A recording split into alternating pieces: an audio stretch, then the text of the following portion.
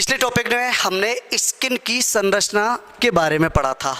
अब हम बात करते हैं कि स्किन के द्वारा अनेक संरचनाएं उत्पन्न होती हैं या बनती हैं, जिन्हें हम किस नाम से जानते हैं? त्वचा के व्युत्पन्न या डेरिवेटिव्स ऑफ स्किन। और डेरिवेटिव ऑफ स्किन में सबसे पहले हम बात करते हैं किसकी? हेयर, बाल या रोम जो स्किन पर पाए जाते हैं, इनका निर्माण किसके द्वारा होता है? स्किन के द्वारा होता है। ठीक है, देखो अपन ने पिछले टॉपिक में पढ़ा था कि सबसे बाहर कॉर्नियम, स्ट्रेटम कॉर्नियम था, और स्ट्रेटम कॉर्नियम में केराटिन का निर्माण होता है। ध्यान रखना कि केराटिन का निर्माण होना, और केराटिन का निर्माण होना क्या कहलाता है? केराटिनाइजेशन कहलाता है। ठीक है, या इसको श्रृंगी भवन कहते हैं। और केराटिन का निर्माण या केराटिनाइजेशन के द्वारा ही क्या होता है? रोम है, नाखून है आदि का निर्माण होता है। इसका मतलब यहाँ हम जब हेयर की बात करते हैं तो केराटिनाइजेशन की क्रिया होगी, और केराटिनाइजेशन द्वारा हेयर का निर्माण होता है। अब हेयर की स्ट्रक्चर के बारे में पढ़ते हैं, तो हेयर एंड इट्स स्ट्रक्चर। जब हम हेयर की स्ट्रक्चर की बात करते हैं तो सबसे पहले देखते हैं कि ये अपने एपिडर्मिस,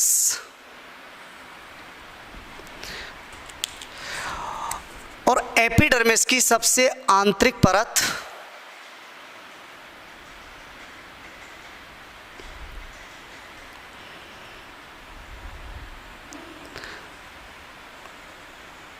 स्ट्रेटम मैल्पी की। ठीक है, ये अब इसमें क्या होता है कि एपिडर्मिस है, एपिडर्मिस अंदर की तरह इन्वेजिनेट हो जाती है, या हम कहते हैं अंतर्वलित। देखो अपन बात कर रहे हैं यहाँ, ये एपिडर्मिस होती है, ये एपिडर्मिस क्या होगी? अंदर की तरफ अंतर्वलित हो जाती है, और अंतर्वलित होकर ये क्या होगी? अंदर धंसती हुई जाती है डर्मिस में, और डर्मिस में धंसती हुई एक नलिका के समान संरचना का निर्माण करती है।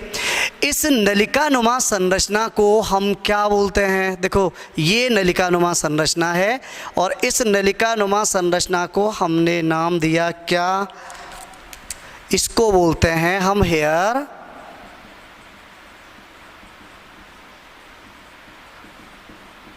फॉलिकल। ये क्या बन गया? Hair follicle. याद रखना इसमें ये पार्ट होता है, और हेयर फॉलिकल किसकी वजह से बना? एपिडर्मिस के अंदर की तरफ अंतर्वलित होने से ये संरचना बनती है। आगे जब हम बात करते हैं तो डर्मिस है, डर्मिस भी क्या होता है कि हेयर फॉलिकल या ये जो ट्यूब बनती है एपिडर्मिस द्वारा, इसके ऊपर एक लेयर, यानी डर्मिस, मान लो ये हम बात कर रहे हैं डर्मिस की, तो डर्मिस भी इसके ऊपर एक, या डर्मिस के फाइबर इसके ऊपर एक विशेष लेयर बना लेते हैं। ये लेयर बनी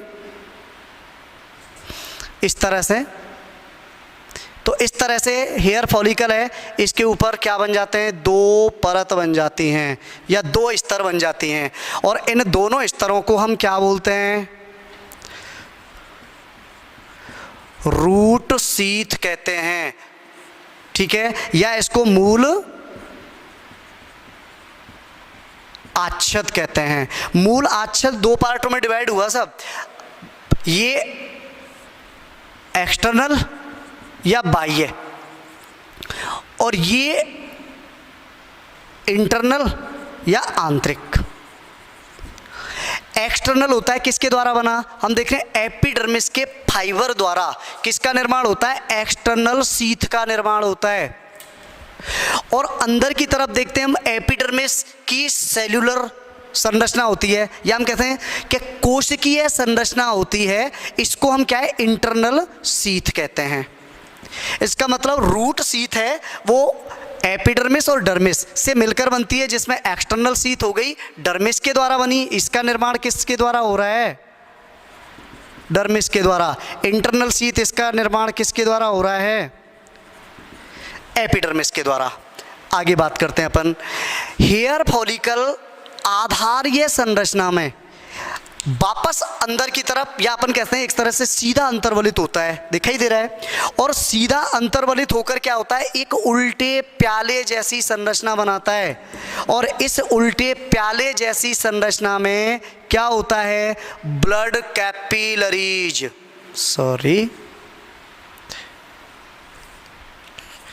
के गुच्छे, ये रहे, ये क्या है, ब्लड कैपिलरीज के गुच्छे हो गए। ध्यान रखना, जैसा एग्जाम्पल आर्टरी है, वेन्स हैं, इनके गुच्छे पाए जाते हैं। तो इस संरचना को अपन क्या नाम देते हैं, इस संरचना को हम बोल देते हैं हेयर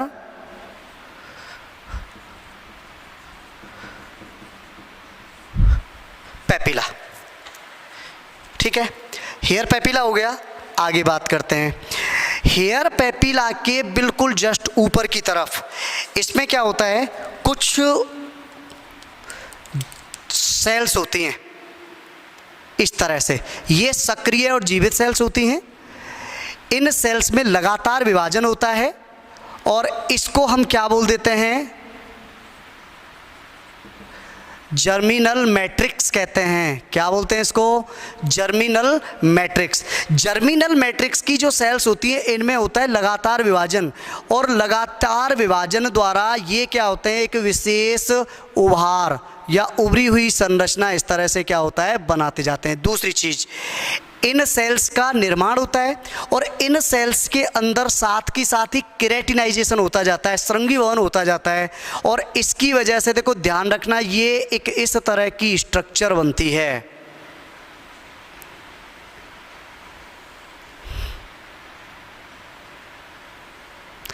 इस स्ट्रक्चर को जो बनी, इसको हमने क्या नाम दिया, हेयर रूट। इसको क्या बोलते हैं, हेयर रूट। इसका निर्माण जर्मिनल मैट्रिक्स में कोशिकाएं लगातार विभाजन करती हैं, लगातार विभाजन होता है, इन कोशिकाओं में लगातार क्या होता जाता है, केराटिनाइजेशन होता है, और केराटिनाइजेशन से एक उभरी हुई संरचना बनती है हेयर रूट। और इस हेयर रूट में क्योंकि आगे से लगातार विभाजन चल रहा है, नई सेल इसमें शामिल हो रही हैं, तो इसका मतलब हेयर रूट आगे बढ़ता जाएगा और धीरे धीरे ये हेयर रूट क्या होगा, आगे बढ़ता बढ़ता एपिडर्मिस से बाहर निकल जाता है, और इस तरह से हेयर रूट पूरे रोम की संरचना बनाती है। इस संरचना को हम क्या बोलते हैं, हेयर शाफ्ट कहते हैं। हेयर फॉलिकल हो गया, हेयर पेपिला हो गया, हेयर रूट हो गया, ये चीज़ ध्यान रखना। अब हम आगे बात करेंगे कि हेयर, अगर यहाँ से हम एक काट देखते हैं, इस जगह से मान लो हम एक काट काटते हैं अनप्रस्थ, और इसको ऊपर से हम देखेंगे तो हमें क्या 3 लेयर दिखाई देती हैं। सबसे बाहर क्या दिख रहा है, डर्मिस द्वारा निर्मित एक परत होती है, फाइब्रस वो परत है। उसके अंदर चलोगे तो हमें क्या दिखाई दे रहा है, रेड देखो, ये सेल्यूलर लेयर दिखाई दे रही है, किसके द्वारा बनी हुई है, एपिडर्मिस। और सबसे सेंटर में जाके देखोगे तो सेंटर में हमें क्या दिखाई देगा, हेयर रूट। देखो बाहर क्या है, एक्सटर्नल शीथ, अंदर इंटरनल शीथ, और अंदर हेयर रूट। ठीक है, इस तरह की संरचना दिखाई देती है। इस तरह से हेयर या मूल रोम का निर्माण होता है। अब हम बात करते हैं कि एपिडर्मिस से बाहर जो संरचना निकल जाती है उसको हमने क्या नाम दिया, हेयर शाफ्ट।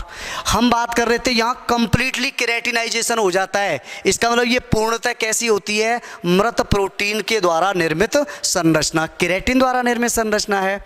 अगली बात, हेयर शाफ्ट को जब हम यहाँ से कट करते हैं और काटकर हम क्या करते हैं, इसके एक सेक्शन का अध्ययन करते हैं, तो अध्ययन करने पर हमें पता चलता है कि हेयर शाफ्ट 3 लेयर से मिलकर बनती है। हेयर शाफ्ट कितनी, 3 लेयर से मिलकर बनती है, और इन 3 लेयर में सबसे बाहर एक पतली परत होती है। सबसे बाहर क्या है, एक पतली परत, और ये जो पतली परत है ध्यान रखना, ये स्क्वेमस एपिथेलियम या फ्लैट सेल्स होती हैं, ध्यान रखना चपटी कोशिकाएं होती हैं, उनके द्वारा निर्मित होता है। और इसको हम क्या नाम देते हैं? क्यूटिकल। नंबर 1 सबसे बाहर, यानी हेयर शाफ्ट का काटते हैं तो सबसे बाहर की तरफ क्या पाई जाती है? क्यूटिकल। ये पतली होती है और बाह्य परत होती है, ध्यान रखना। इसके बाद हम इसके अंदर चलते हैं, तो अंदर की साइड में इसमें क्या होता है? एक कई कोशिकीय स्तरों द्वारा निर्मित परत होती है, इस तरह की। ध्यान रखना ये सेकंड और मध्य भाग में स्थित पर संरचना है, सेकंड। इसको हम क्या कह देते हैं? कॉर्टेक्स, वल्कुट कहते हैं। और कॉर्टेक्स के अंदर हम देख रहे हैं ये कोशिकाओं के कई स्तरों से निर्मित संरचना होती है, प्लस इसके अंदर हम देखते हैं जगह जगह पर विशेष खाली स्थल होते हैं, और इन खाली स्थानों पर क्या पाया जाता है? देखो ध्यान रखना, ये जो खाली स्थान है कॉर्टेक्स में, इनमें क्या होता है? मेलेनिन वर्णक होता है, और ये मेलेनिन वर्णक हमारे रोम के रंग का निर्धारण करते हैं, जो कि जैसे ब्लैक है या हल्के ब्राउन है, वो किसकी वजह से होता है? मेलेनिन पिगमेंट की वजह से। अंदर की तरफ चलते हैं हेयर शाफ्ट के काट में, तो अंदर अपन देखते हैं एक लेयर और होती है, और ये कई तरह की इस तरह से सेल्स द्वारा निर्मित होती है। ये इसको हम नाम देते हैं क्या? थर्ड नंबर मेडुला, सबसे अंदर की ओर। और इसके अंदर देखो ये जो जगह दिखाई दे रही है ना, इनको हम क्या कह देते हैं? एयर स्पेस कह देते हैं, या वायु स्थल कह देते हैं, वायु अवकाश कहते हैं। याद रखना कॉर्टेक्स के अंदर जब मेलेनिन पिगमेंट कम हो जाता है तो इसके जो खाली स्थान होते हैं उनमें क्या हवा बढ़ जाती है, जिसकी वजह से हमारे जो रोम होते हैं वो कैसे हो जाते हैं? सफ़ेद हो जाते हैं, यानी ब्लैक नहीं रहते, इसका मतलब क्या हो जाते हैं? वो सफ़ेद हो जाते हैं। तो इस तरह से हमारे डर्मिस एंड एपिडर्मिस द्वारा निर्मित सबसे पहली जो व्युत्पत्ति है उसको हम क्या बोल देते हैं? रोम। ये हो गई रोम की संरचना। इसके बाद नेक्स्ट, हाँ जी सर, मूल रोम के जस्ट पार्श्व साइड में अपन देखते हैं, ये इधर की साइड देख लेते हैं या इधर की साइड देख लेते हैं। यहाँ पर क्या होता है कि एपिडर्मिस के द्वारा ही इस तरह की एक व्रांचीय संरचना, शाखित संरचना निकलती है, इस तरह से।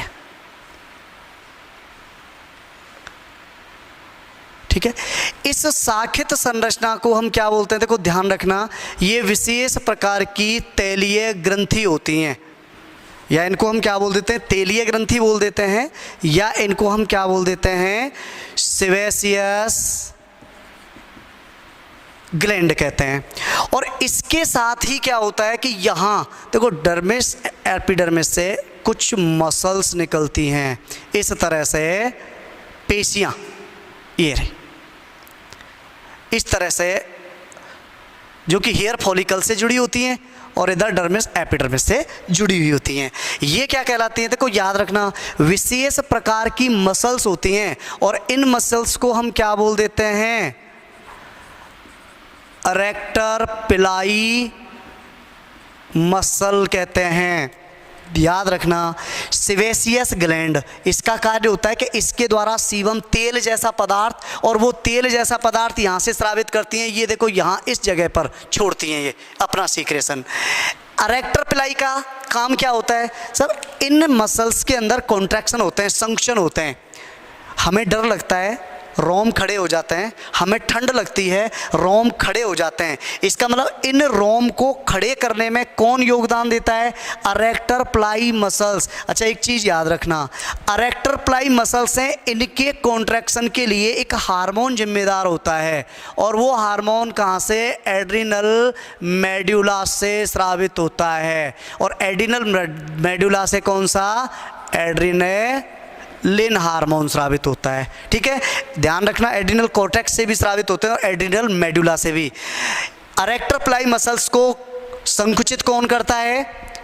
एड्रिनल मेडुला से स्रावित हार्मोन एड्रिनलिन, और इसके स्रावण से इनमें संकुचन होता है। और इनसे संकुचन होने में क्या होगा कि मूल रोम के पास जो पोर होता है वहाँ एक गड्ढा बनता है, और उस गड्ढे की वजह से, जैसे मान लो ये हम बात करते हैं, ये रोम है, इस जगह पर जैसे ही प्रेशर पड़ता है, मांसपेशी में यहाँ से खिंचाव होता है, एक गड्ढा सा बनता है। जैसे ये ऐसे दबेगा ना, ये रोम सीधे हो जाते हैं और खड़े हो जाते हैं। ठीक है ना, जैसे ही संकुचन खत्म, ये वापस अपनी पूर्व सिचुएशन में या पहली स्थिति में आ जाते हैं। ठीक है ना, तो इसमें अरेक्टर प्लाई का मुख्य योगदान होता है, ये चीज़ ध्यान रखना। अब रोम का इस तरह से खड़ा होना गूज फ्लैश कहलाता है, या इसको क्यूटिस एंसरनिया भी कहते हैं। क्या कहते हैं? रोम है वो यहाँ ऐसे था, संकुचन हुए खड़ा हुआ, तो उसको गूज फ्लैश या क्यूटिस एंसरनिया कहते हैं। किसकी वजह से होता है? हार्मोनल एवं अरेक्टर प्लाई के संकुचन से होता है। ठीक है, आज के लिए इतना ही।